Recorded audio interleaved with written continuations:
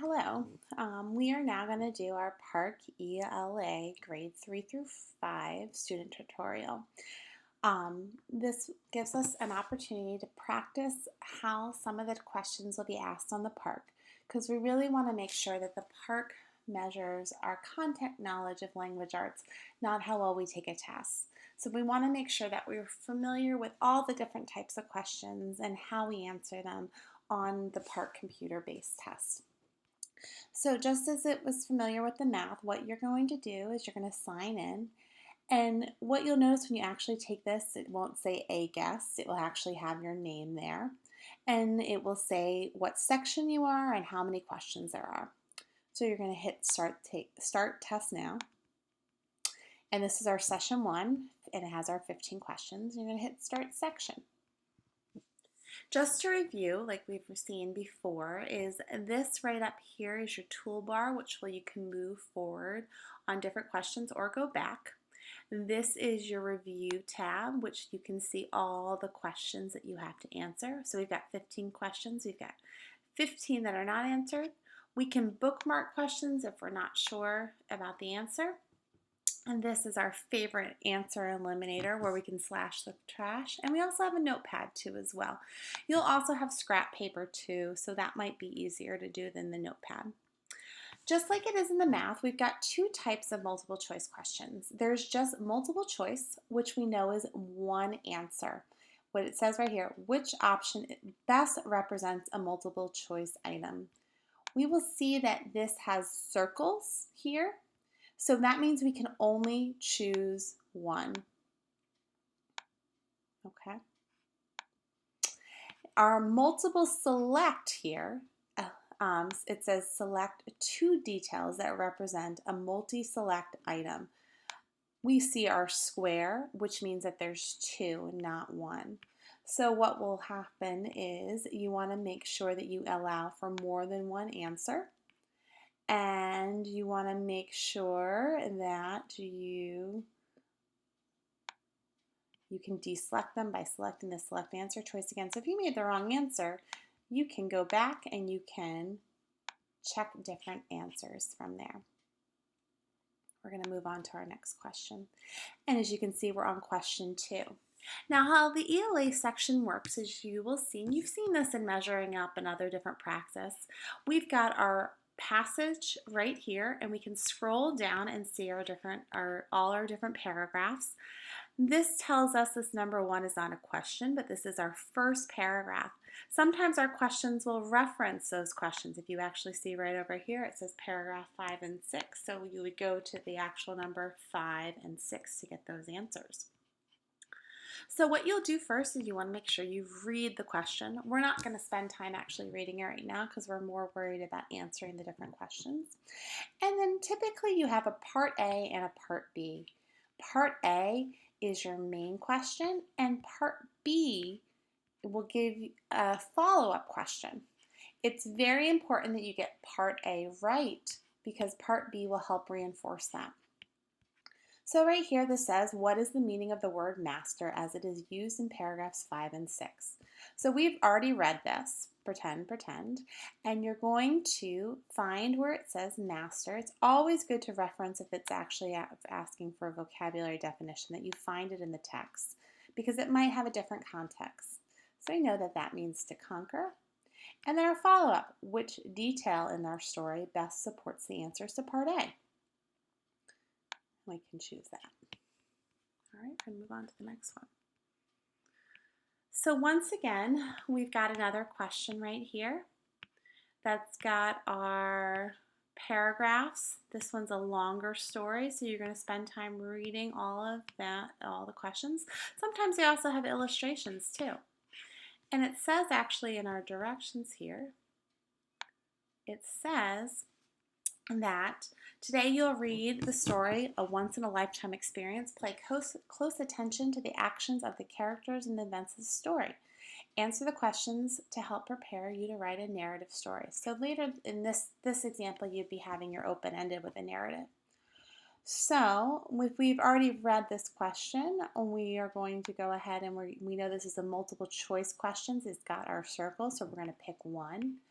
And then Part B has 2 details, and we can see our boxes, which means that we have to pick more than one answer. So we have read the story, and we're going to choose our answers there. Remember, we also have our answer eliminator that could have helped us eliminate our questions. We're going to go to the next part right here, next question. So this is our drag and drop. Just like we've practiced in the math, what you do is you click on the answer and you drag it to the section that you want. This one, it happens to be sorting even and odd. So let's just say we think that February is an odd month, even though we know it's number 2, so it's even. If we realize we made a mistake, we bring it back up and then bring it back down. The same thing if we said, all right, oh wait, no, this is supposed to be April, we bring March back up and then we bring April down, just like that.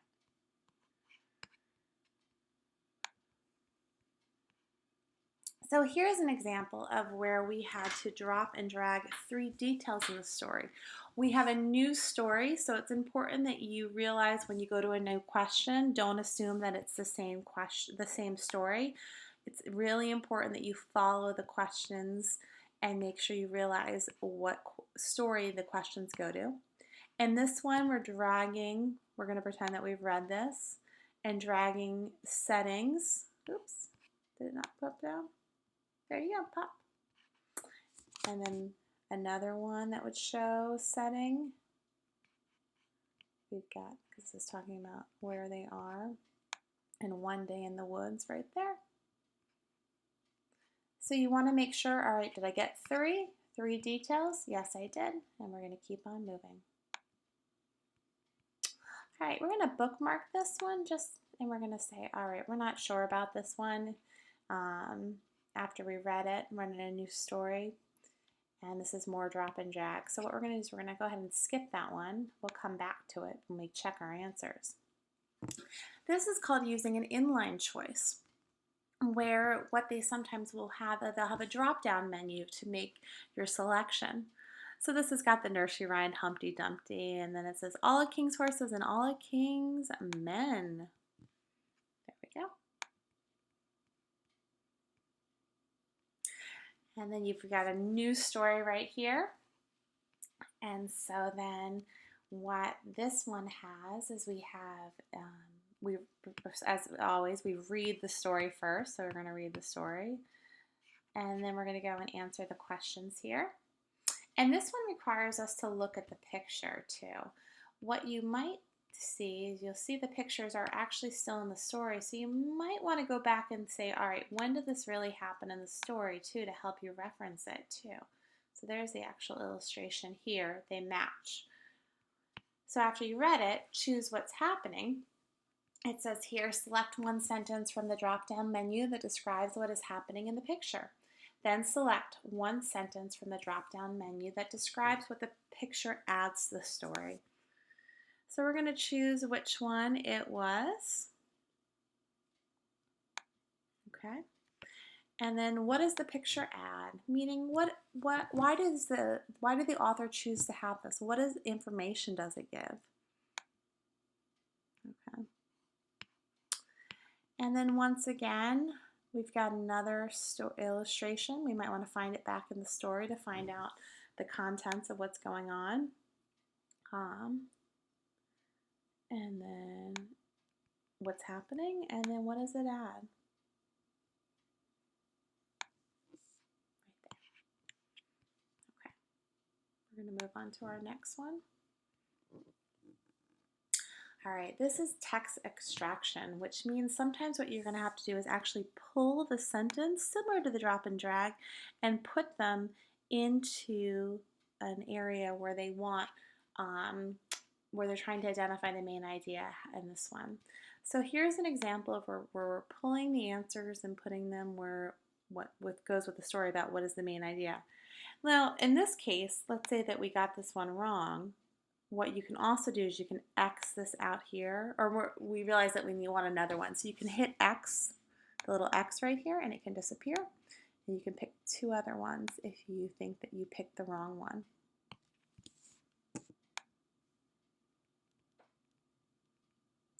We're on question 10 still. You always want to make sure that you're still following along. So this part A1 is a multiple choice one, so we know it's a circle. We know that we pick one. And on this one right here, we have to drag one detail from the article and one detail from the interview. Of course, we're going to pretend that we've already read this story. So we're going to look to see, all right, this is the article. Let's just say if this is the correct answer. We're going to drag it all the way down here. You want to make sure you spend time with your Chromebook, getting practice of pulling and dragging. Now here's the interview question. One detail from here. And once again, I'm going to say it again, you need to make sure you read the actual article. Don't just assume, don't just randomly pull one. You want to make sure you've got basis to your answer. All right. Sometimes what the story will require you to do is highlight, let me go scroll down, highlight text in the story. So here's some examples of where highlighting it. It's different than this highlighting here. Okay, so but this is where they actually want you to highlight one that has the answer.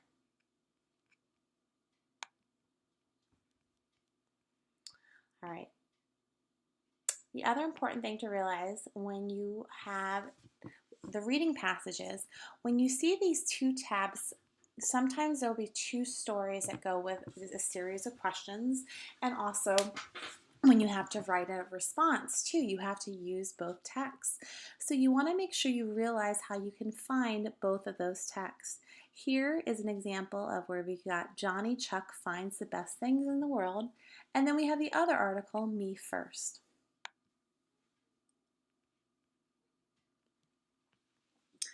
And then our good old reading passages are then followed by our writing construct a response box. The most important thing to realize is that you can write more that's in the box. Just like you write your race responses on multiple paragraphs, you want to make sure when you type it, it is typed in that box and you have multiple paragraphs. Just like you've practiced on Google Drive before and doing your typing, it's the same thing as if it was just in this little box. So we're going to go ahead here. One of the things also to realize too, if you're typing, okay, we are practicing how to type. My computer's running a little slow. Type a response. Okay. So you can also highlight it. You can copy it if you need to copy it. You can paste that response too. So you can move things around as well. Let me keep on moving here.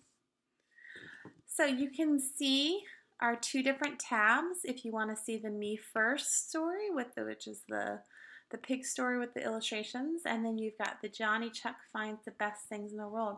So you can flip back and forth here to make sure that you reference both of the stories in your response.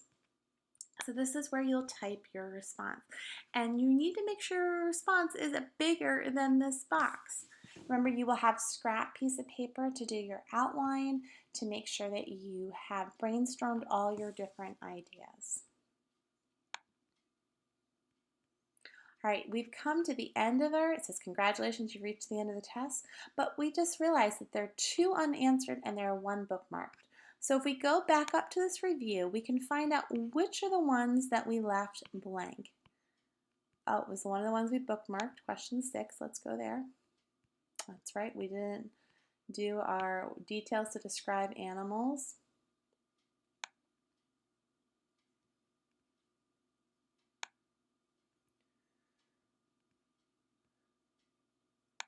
All right.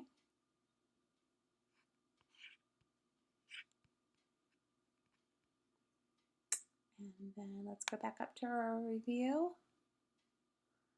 And we've got, which was the other one we didn't answer? We didn't answer question 15. And that's right, we didn't type in our story. You will write multiple paragraphs. Oops, typo. When you answer the response. So don't do what I just did of writing one sentence. Please write multiple sentences, multiple paragraphs. So our bookmark's still on here where it says if we want to unbookmark it, even though we know we answered it, you can go back up to question 6.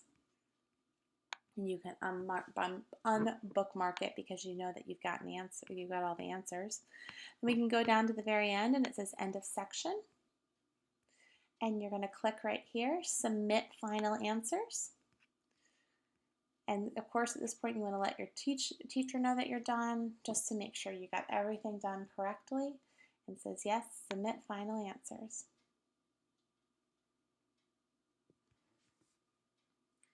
And then it says, sign out. Thank you for using TestNav. And hopefully we'll spend some more time practicing how to make sure that we have a firm understanding of how to answer these questions. All of you have worked incredibly hard to get ready for Parcc, and you are definitely prepared. You just need to make sure you use your brain and know and think about all the different things you need to do when you answer